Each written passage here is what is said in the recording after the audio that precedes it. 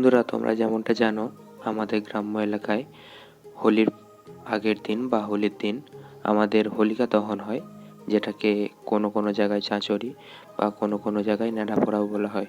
তো তোমরা এখন দেখতে পাচ্ছ আমাদের তারই প্রস্তুতি চলছে। এই যে হাইটটা দেখতে পাচ্ছ তোমরা, এর হাইটটা প্রায় কমপক্ষে 20 ফিট রয়েছে। আমাদের তারই এখন প্রস্তুতি চলছে। আমরা বেশি দেরি করব না, এটা সমাপ্ত হলেই এটাকে আমরা জ্বালিয়ে দেব। ভিডিও ভালো লাগলে অবশ্যই লাইক, শেয়ার ও কমেন্ট করতে ভুলবে না, এবং যদি চ্যানেল নতুন হও প্লিজ সাবস্ক্রাইব করে পাশে বেল বাটনটা অন করবে।